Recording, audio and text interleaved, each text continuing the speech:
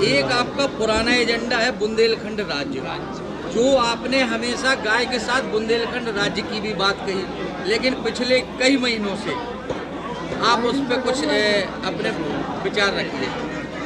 गाय से भी पहले बुंदेलखंड का मुद्दा मैं बोलती हूँ।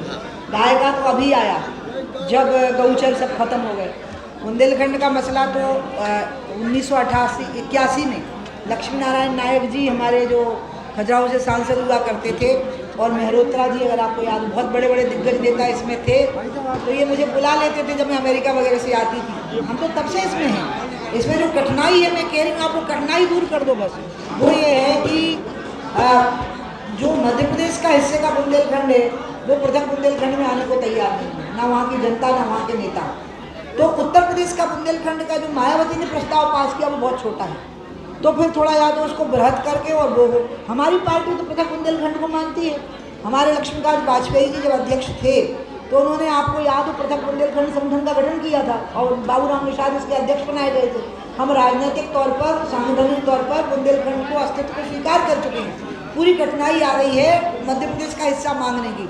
झारखंड जब बना था, आपको मैं बता रही हूँ, तो छत्तीसगढ़ का हिस्सा मांग रहे थे और कुछ उड़ीसा का भी। जब वो दोनों जिद्दें छोड़ दी थी तब झारखंड बन पाया था। यही एक दिक्कत है जो मैं नहीं कर पाऊंगी, ये मीडिया को करना पड़ेगा और समाज सेवियों को ये काम करना पड़ेगा। दोनों राज्यों में आपकी सरकार है, और पिछले मध्य प्रदेश विधानसभा चुनाव के समय आपने ये हम लोगों से बात की थी, उसमें आपने स्पष्ट आश्वासन दिया था कि भैया 2 साल बाद बुंदेलखंड राज्य का निर्माण हो ही जाएगा, ये हम गारंटी दे रहे हैं। ये आपने कहा था यहीं पास के, हाँ, मैंने हर जगह कहा था, हुआ गाँव में मैंने हर जगह कहा था। लेकिन मैंने ये लाइन के साथ ना सुन लो, ये लाइन मैंने हमेशा साथ में बोली कि पहले तय कर लो कितना चाहिए तो बन जाएगा 2 साल में, पहली बात। दूसरा, मैं इससे कभी पीछे हटूंगी ही नहीं, कभी नहीं हटूंगी इससे पीछे। नहीं, आपने अभी कहा ना शिवराज सिंह हमारी हर बात मानते नहीं, हैं, वो ना योगी जी हमारी हर बात, तो दोनों सरकारें आपकी सरकारें हैं, तो आप अगर चाहें इसमें तो एक अच्छा रोल निभा सकते हैं। दीदी, क्या राष्ट्रीय ग्रंथ मिलना चाहिए? आपको मेरी बात बहुत, देखो आप नहीं सुनते हो ना, इसलिए फिर सवाल गलत कर देते हो बाद में। हाँ, आपको मेरा जवाब सुनना पड़ेगा। जन भावनाओं के खिलाफ आप राज्य का गठन नहीं कर सकते। तो मध्य प्रदेश का बुंदेलखंड नहीं आना चाहता है बुंदेलखंड में, हाँ, तो उसमें शिवराज कुछ नहीं कर सकते, ये है कठिनाई। तो आप उत्तर प्रदेश के बुंदेलखंड को बनाने की तैयारी करिए, और जो मध्य प्रदेश का हिस्सा आना चाहता है वो कुछ दतिया का है, कुछ शिवपुरी का है, बनना है। लेकिन टीकमगढ़, दमोह, सागर बिल्कुल मना कर चुके हैं कि हम आंदोलन छेड़ देंगे अगर हमको उसमें मिलाया जाए। आप लोकप्रिय नेता हैं, जो कमी है थोड़ी बहुत, क्या आपको कोशिश नहीं करना चाहिए कि लोगों को फायदा बुंदेलखंड राज्य में ये है? नहीं, वो मैं नहीं करूँगी, मैं कर नहीं पाऊंगी, मेरे से होगा नहीं। धन्यवाद। कोई काम किसी से होता नहीं, मुझे ये नहीं। दीदी, क्या रामायण को राष्ट्रीय ग्रंथ मिलना चाहिए? अरे रामायण तो अंतर्राष्ट्रीय ग्रंथ है भैया। मॉरिशस, फिजी, गियाना, यहाँ पर रामायण जी ले गए थे 1800 समथिंग में, जब भारत से गिरमिटिया धोखे से कुली बनाकर उनको ले जाएगा। कोशिश भी करी सरकार ने, वोट देंगे गांधी दे दी, मोदी जी ने कोशिश भी करी, भाषण में ही कह गए कि हम इसका निदान करेंगे। आज मैं आपको एक ईमानदारी की बात बताती हूँ, गाय को सरकार नहीं बचा पाएगी, गाय को समाज बचाएगा। क्योंकि सरकार एक ही काम कर सकती है, गौवंश की हत्या पर रोक लगाने का कानून, और वो हमारे यहाँ है। लेकिन गाय को बचाना, तो गौशाला से गाय नहीं बच सकती। गौशाला में आप कितनी गाय रखोगे? करोड़ों की संख्या में गाय बेसहारा हो गई है, उतनी गाय कहाँ रखेंगे गौशाला में? और धंधा चल पड़ा गौशाला के नाम पर, लोग पैसे बनाने लगे हैं, जमीनों पर कब्जे करने लगे हैं, गौ के नाम पर पैसे इकट्ठे करने लगे हैं, जमीनों की कीमत बढ़ रही है तो वो उसका लाभ उठाने लगे हैं, और एक धंधा हो गया है वो। इसीलिए मुझे लगता है कि गौशाला में तो कौन सी गाय होनी चाहिए? लूली, अंधी, घायल। लेकिन ऐसा नहीं है, बहुत बड़ी संख्या में स्वस्थ बेसहारा गायें हैं जो गौशाला में हैं, क्योंकि किसान उनको रख नहीं पा रहा। क्यों नहीं रख पा रहा? क्योंकि गौचर खत्म हो गए, गौचर पे कब्जा हो गया, या भूमिया भू आवंटन में चले गए, गौचर भू आवंटन में चले गए। पहली चीज, किसान के सामने दिक्कत क्या आ रही है? तो किसान को क्या प्रॉब्लम आ रही है?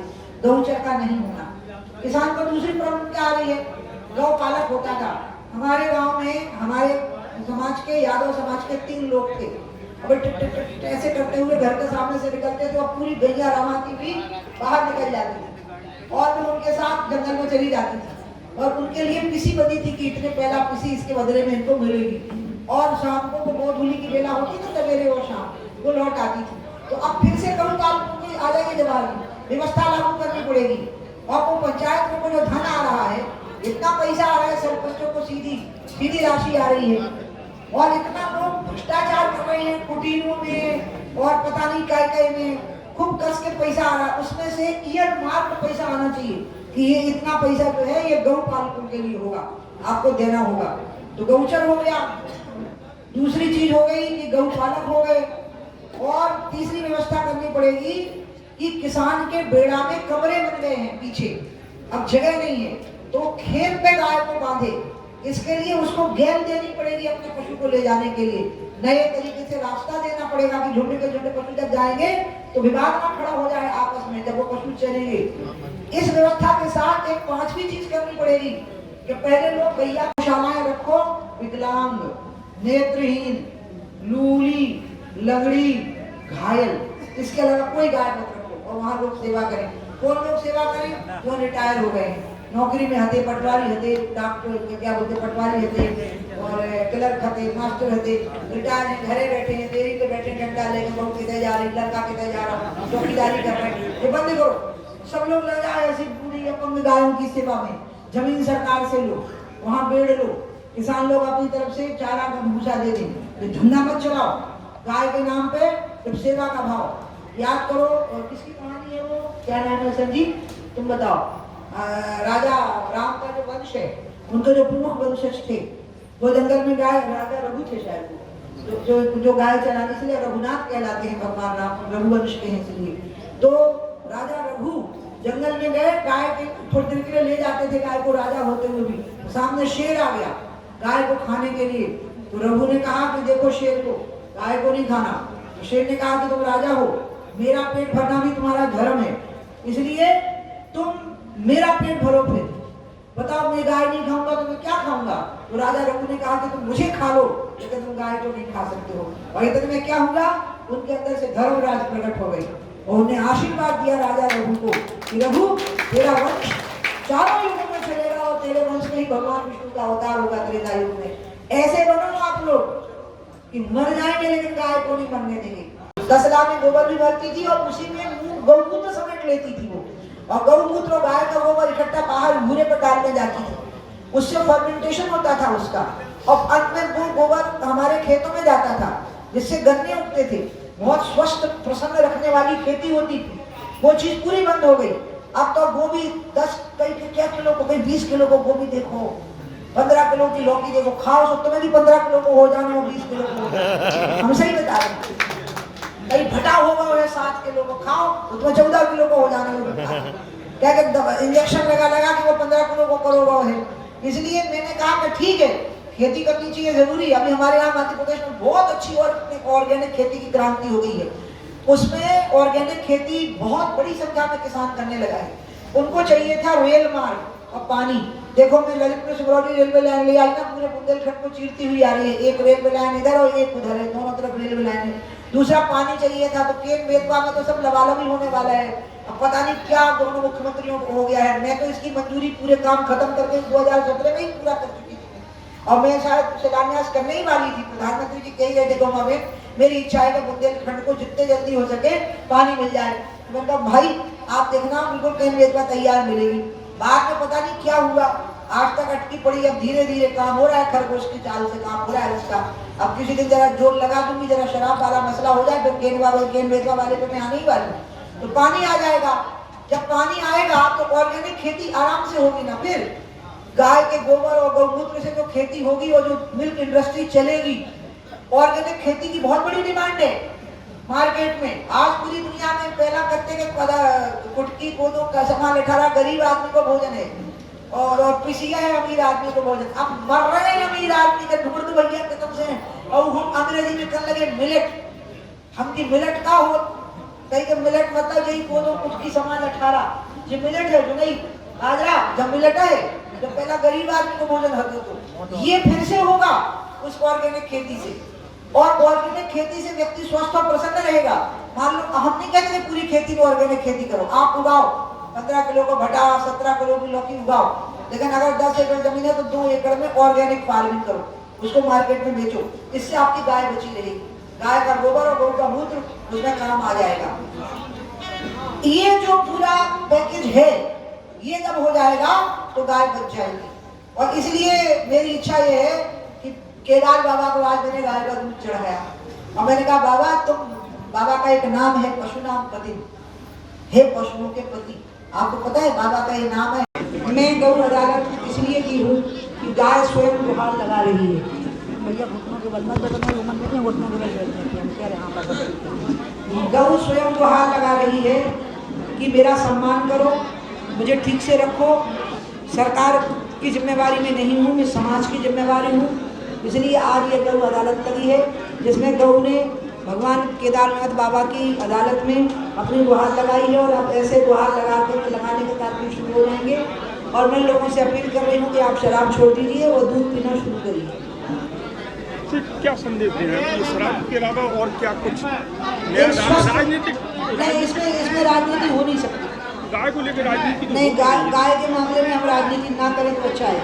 मेरी अपील है कि सभी राजनीतिक दल इस मामले में एकजुट हों और गौवंश सबके लिए अनिवार्य है, गाय का दूध सबके लिए स्वास्थ्य के लिए जरूरी है, अच्छा ऑर्गेनिक फूड हिंदू मुसलमान सपा बसपा कांग्रेस सबके लिए जरूरी है। इसलिए इसमें राजनीति नहीं हो सकती। अगर मैं इसमें राजनीति करूँगी तो इस मुद्दे की महिमा ही खत्म हो जाएगी। दीदी आप 2024 से कहाँ एक मिनट दीदी आप संत समाज से राजनीति में आए, संत समाज से राजनीति में रामचरितमानस को लेकर राजनीतिक लोग अनर्गल टिप्पणियाँ कर रहे हैं। रामचरितमानस को लेकर जो टिप्पणियाँ की है वो तो टीआरपी के लिए की है। हाँ, इसके बाद आप पूछ लेना, ये पूछ लेंगे। वो तो एक व्यक्ति ने की है जिनका कोई महत्व नहीं है, लेकिन एक पार्टी के हैं वो जिसका बहुत महत्व है और उस पार्टी के वो नेता हो गए हैं। पहले हमारे यहाँ से फिर वहाँ चले गए, हार गए वहाँ भी। उस पार्टी की चुप्पी जो है वो ये साबित करती है कि वो अभी भी कार सेवकों की हत्या की मानसिकता रखते हैं, क्योंकि ये वही पार्टी है जब शासन में थी तो कार सेवकों के ऊपर इनने सीधे शूट एट साइट का ऑर्डर दिया था कि गोली चलाकर मार दो इनको, जिसमें बहुत बड़ी संख्या में कार सेवक मारे गए थे। इसका मतलब वो उनकी मानसिकता आज भी विद्यमान है। बाकी उनके कहने से ना रामायण की महिमा घटने वाली है, ना उनके कहने से राम की महिमा घटने वाली, बल्कि उन्हीं की महिमा घटेगी। क्या मैम बहुत देर से बोल रहे हैं। 2024 में कहाँ से चुनाव लड़ने का? मैंने 1 साल पहले क्या हुआ, 1 साल पहले तक जितने देखो तो यही बात पूछ रहे, यही चर्चा कर रहे थे। मैंने कह दिया था आज के बाद से मैं सवाल का जवाब नहीं दूंगी और मैंने वो नोट पूरे प्रेस को भेज दिया कि अपने रिपोर्टर्स को कह दीजिए कि मुझसे सवाल ना करें। इसलिए मध्य प्रदेश में बहुत बुरी हालत है। मंदिरों के रास्ते में मछलियाँ बिक रही, मुर्गा बिक रहा है, उधर फुकरा कट रहे, जो पहला नहीं कटते, छक्के पी रहे, झूमते हुए निकल रहे। लगता है कि उड़ता पंजाब की जगह उड़ता मध्य प्रदेश बनने की तैयारी है। इसलिए मैं भी अड़ गई हूँ कि तुम नई शराब नीति लेके नहीं आ सकते जब तक कि मेरे 5 परामर्श नहीं मानोगे। वो 31 जनवरी को आनी थी, वो टल गई बला उस दिन। मैंने मध्य प्रदेश की सरकार को कहा कि 5 परामर्श हैं। पहला है शिक्षण संस्थानों से 1 किलोमीटर की रेडियस की दूरी, क्योंकि शिक्षण संस्थान मंदिर से बड़े हैं। दूसरी है सभी धार्मिक स्थानों से, चाहे वो किसी भी धर्म के हों, उनसे आधा किलोमीटर की रेडियस की दूरी। तीसरा है अहाते बिल्कुल नहीं हो सकते, लोग बोतल खरीदे दुकान से और घर ले जाए, पी के सड़क पर चल नहीं सकते, बहुत सुटाई होनी चाहिए अगर पी के सड़क पर चले। इसलिए कानून व्यवस्था को ठीक से लगाम कसो, कानून व्यवस्था। मैंने शिवराज को कहा कि अब सेवक वोट हो लिया, अब जरा शासक बन के दिखाओ, वो शासक के गुण होते हैं वो दिखाओ, क्योंकि किसी मुख्यमंत्री का सेवक होना ब्यूरोक्रेसी को भाता है और भ्रष्ट नेताओं को भाता है, लेकिन उसके सेवक भाव से जनता को बहुत नुकसान होता है, वो आरक्षित हो जाती है, जनता असुरक्षित महसूस करने लग जाती है। इसलिए मैंने कहा कि सख्ती कर दो, अहाते बंद करो, दुकानों में बेचो शराब, लेकिन खड़े नहीं हो सकते। एक दुकान से स्लिप बनी, एक ऐसे गई, दूसरे से बोतल उठाई, अब जाओ घरे, तो घरे मत आई है, घरवाली है, बिटिया है, तो अच्छी लगाएगी, मार बैठ करके अच्छी चौपी करेगी कस के नहीं पी सकते, फिर तो बात घर के अंदर हो जाएगी ना। आप पिला के भेजोगे तो कुछ नहीं कर सकते, जेब खाली कर देते हैं वो लोग अपनी। इसलिए मैंने कहा पहली चीज आप बोलो राजी होके, मैंने कहा पहली बात मैंने कही कि आप एक किलोमीटर की रेडियस की दूरी शिक्षण संस्थानों से रखो। दूसरा मैंने कहा किसी भी धर्म के स्थान से आधा किलोमीटर की रेडियस की दूरी रखो। तीसरा मैंने कहा अहाते बिल्कुल बंद करो। और चौथा मैंने कहा कि जितने भी मजदूरों की बस्तियां हैं उससे आधा किलोमीटर की रेडियस की पूरी मजदूरी फूक जाती है, उसमें रेडियस की दूरी रखो।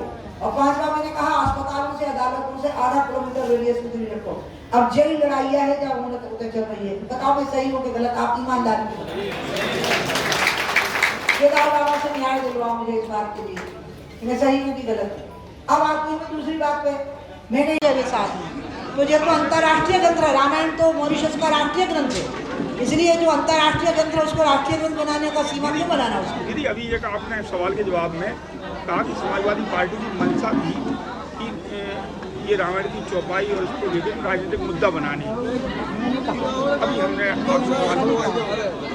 कुछ भी नहीं कहा। अखिलेश यादव की सहमति थी। नहीं, मैंने ये कहा कि वो कारसेवकों के हत्यारे ही, तो उन्हें तो वैसे भी सहानुभूति रही है। तो वो कह रहे हैं कि आप लोग हिंदू विरोधी हैं। अभी उन्होंने बनारस में कहा हमें उनसे कोई सबसे बड़ी हिंदू विरोधी नहीं, मुझे उनसे सर्टिफिकेट चाहिए ही नहीं, मुझे तो नहीं चाहिए कम से कम। बाकी बीजेपी के लोग अपना जवाब देते रहते, मुझे नहीं चाहिए उससे सर्टिफिकेट। राकेश धीरेन्द्र शास्त्री को क्या जेडी की सुरक्षा मिलनी चाहिए? संतों ने प्रस्ताव रखा है। अब अगर संतों ने प्रस्ताव रखा है तो संतों की बात में मेरा अधिकार ही नहीं है कुछ कहने का। बाकी मैं उनको धीरेन्द्र कृष्ण शास्त्री जी का बहुत सम्मान करती हूँ। वहाँ पर लोगों को आराम मिलता है, उनकी समस्याओं का निदान होता है। तो इसलिए वो जो कौन जी मानव जी थे उनकी समिति को मैंने कहा कि भैया हजारों लाखों लोग वहाँ लाभ प्राप्त कर रहे हैं, तो तुम उनके मानवाधिकार से उनको वंचित कैसे कर सकते हो? वो तो उनका मानवाधिकार है, कोई बुराई तो नहीं सिखा रहे ना, वो कोई दुर्व्यसन जुआ सट्टा अड्डा तो नहीं खुलवा रहे। लोगों को भगवान का नाम लेके उनको किसी तकलीफ से मुक्ति मिल रही है तो बहुत ठीक है, और बागेश्वर धाम में और ज़्यादा लोग जाना चाहिए। आप लोग बचा सकते हो गाय, इस पर शुरुआत करो। मैं बात करती हूँ दोनों राज्य सरकारों से कि नए गौचर बना दो, पुराने गौचर खाली करने के चक्कर में पड़ो ही मत। नए गौचरों का निर्माण कर दो, उसमें घास के बीज डाल दो, पानी के लिए मनरेगा से व्यवस्था कर दो, गौ पालकों के लिए सरपंच की जो राशि आती है उसमें ईयर मार्किंग कर दो कि इतने गाय पे इतने सरपंच मतलब गौ पालक बना। और ऑर्गेनिक खेती को बढ़ावा दे दो, ऑर्गेनिक खेती के लिए रूट दे दो, मार्केट दे दो, प्रचार कर दो खूब कस के। मध्य प्रदेश में बहुत अच्छी ऑर्गेनिक खेती हो रही है, ऐसा नहीं कि शिवराज जी अच्छे काम, शिवराज जी ने कुछ बहुत अच्छे काम किए, सिंचाई के साधन बहुत बढ़ाए हैं। और योगी तो मेरे छोटे भाई हैं, मैं तो बम हो गई जब योगी मुख्यमंत्री बने, क्योंकि मेरा भी नाम चल रहा था, आपको पता होगा, मेरा केशव जी का, राजनाथ जी का और कल्याण जी का। तो बाकी 3 नेताओं ने तो कहा कि जैसा पार्टी कहेगी वैसा करेंगे। हमने कहा नहीं, हमें नहीं बनना, हम बिल्कुल नहीं मानेंगे पार्टी की बात, हम गंगा के काम में लगे। फिर मुझे अमित जी ने कहा कि दीदी तो क्या होटल रॉयल पैलेस सागर बुंदेलखंड का सबसे शानदार वेडिंग डेस्टिनेशन, बड़ा ग्राउंड और सागर का सबसे बड़ा बैंकेट हॉल। अपनी खुशियों को बनाए खास। होटल रॉयल पैलेस जहाँ पे है 45 लग्जरी रूम्स, आकर्षक AC banquet hall, pure veg स्वादिष्ट व्यंजनों के लिए कोहिनूर रेस्टोरेंट, कॉर्पोरेट जगत के लिए conference meeting hall, birthday party, kitty party को बनाई यादगार, स्विमिंग पूल और रेस्टोरेंट एंड डायमंड बार यानी रिफ्रेशमेंट का द्वार, और बच्चों के लिए गेम जोन भी।